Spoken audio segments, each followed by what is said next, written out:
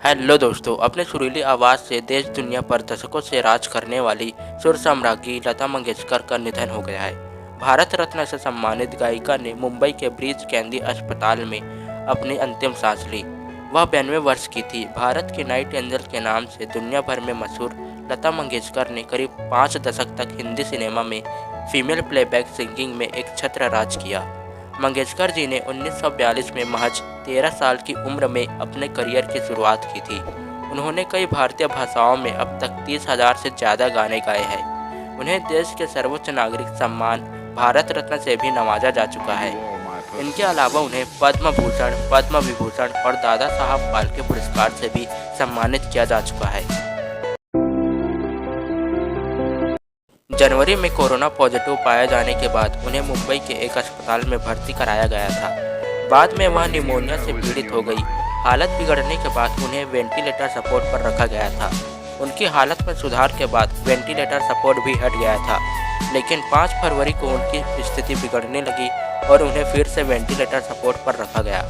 आखिरकार 6 फरवरी को स्वर कोकिला ने आखिरी सांस ली। लता जी के निधन पर भारत समेत दुनिया भर की दिग्गज हस्तियों ने शोक जताया है। प्रधानमंत्री नरेंद्र मोदी ने लता जी के साथ कई तस्वीरें ट्वीट करते हुए लिखा, दयालु और सबका ध्यान रखने वाली लता दीदी हमें छोड़ गई। वह हमारे देश के लिए ऐसी शून्यता छोड़ गई है जो कभी भर नहीं सकेगी। केंद्रीय मंत्री गडकरी ने लिखा, उनका जाना देश के लिए अपूरणीय क्षति है। वे सभी संगीत साधकों के लिए सदैव प्रेरणा थी।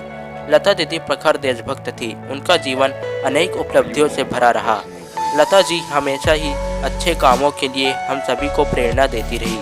भारतीय संगीत में उनका योगदान अतुलनीय है।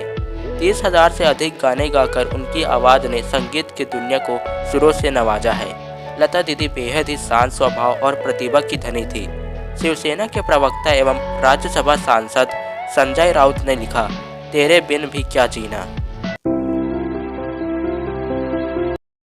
लता मंगेशकर के गाए सबसे लोकप्रिय गीतों में से एक ए मेरे वतन के लोगों।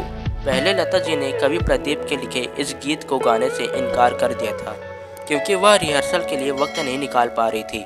कवि प्रदीप ने किसी तरह उन्हें इस गाने के लिए मना लिया। इस गीत की पहली प्रस्तुति दिल्ली में 1963 में गणतंत्र दिवस समारोह पर हुई।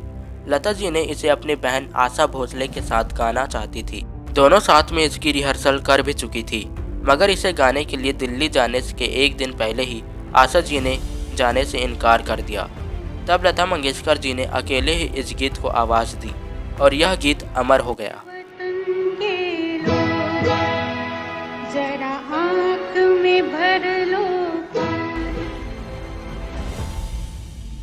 पूर्व प्रधानमंत्री अटल बिहारी वाजपेयी और लता मंगेशकर एक दूसरे का बहुत सम्मान करते थे। लता उन्हें दद्दा कहती थी। दोनों से जुड़ा एक दिलचस्प किस्सा है। लता मंगेशकर ने अपने पिता के नाम पर खोले दीनानाथ मंगेशकर हॉस्पिटल के उद्घाटन समारोह में अटल जी को भी आमंत्रित किया गया था। जब उन्होंने समारोह के अंत में अपना भाषण दिया तो बोले, आपका हॉस्पिटल अच्छा चले, मैं ऐसा आपसे नहीं कह सकता। ऐसा कहने का मतलब है कि बहुत लोग बीमार पड़े। ऐसा सुनकर लता जी हैरान रह गई और कुछ नहीं कह पाई। स्वर कोकिला लता मंगेशकर बचपन से ही गायिका बनना चाहती थी।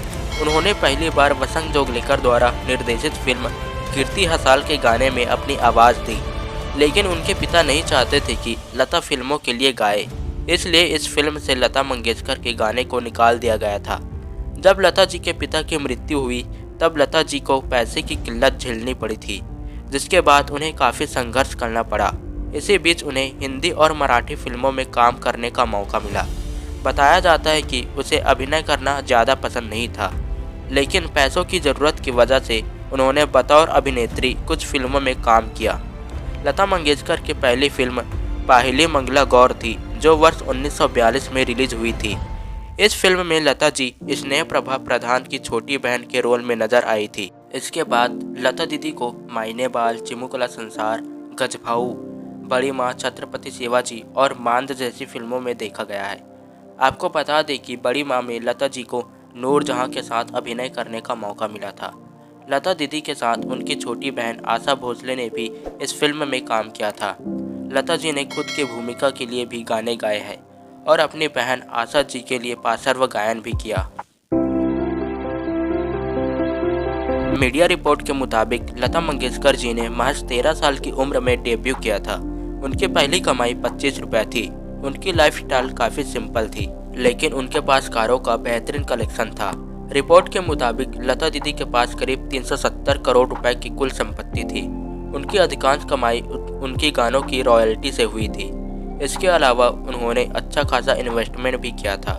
वह साउथ मुंबई के पॉश इलाके में रहती थी। लता मंगेशकर पेडर रोड में स्थित प्रभु कुंज भवन में रहती थी। लता मंगेशकर जी के पास कारों का शानदार कलेक्शन था, क्योंकि उन्हें अपने गैरेज में बेहतरीन और स्टाइलिश कार रखने का शौक था। लता मंगेशकर ने काफ़ी पहले एक इंटरव्यू में कहा था कि वह कारों की बहुत शौकीन है। लता दीदी ने बताया था कि उन्होंने सबसे पहले एक शेवरोलेट कार खरीदी थी। उन्होंने यह कार इंदौर से खरीदी थी। उन्होंने उस कार को अपनी मां के नाम से खरीदा था।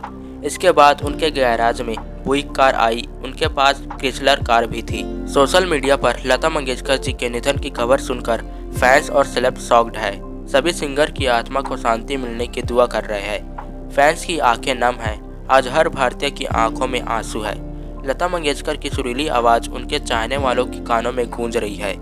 अब ये आवाज़ हमेशा के लिए मौन हो गई। तो दोस्तों, अंत में जाते जाते बस यही कहूँगा कि भगवान लता मंगेशकर जी की आत्मा को शांति प्रदान करे और वो जहाँ कहीं भी रहे खुश रहे।